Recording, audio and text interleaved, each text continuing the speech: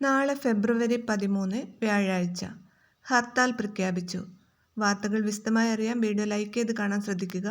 വിദ്യാഭ്യാസപരമായ എല്ലാ അവധികളെക്കുറിച്ചുള്ള വാർത്തകളും അതുപോലെ സ്കോളർഷിപ്പുകളെക്കുറിച്ചുള്ള വാർത്തകളും അറിയാൻ നിങ്ങൾ ഈ ചാനൽ സബ്സ്ക്രൈബ് ചെയ്യുക.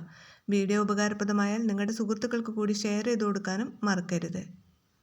നാളെ UDF ഹർത്താൽ. വയനാട് ജില്ലയിലാണ് നാളെ UDF ഹർത്താൽ പ്രഖ്യാപിച്ചത്.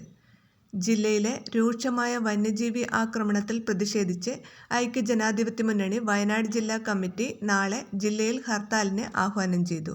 ദിവസേന എന്നോണം മനുഷ്യജീവനുകൾ നഷ്ടപ്പെട്ടിട്ടും യാതൊരുവിധ നടപടിയും സ്വീകരിക്കാത്ത സർക്കാർ നിലപാടിൽ പ്രതിഷേധിച്ചുകൊണ്ടാണ് ഹർത്താൽ പ്രഖ്യാപിച്ചിരിക്കുന്നത്.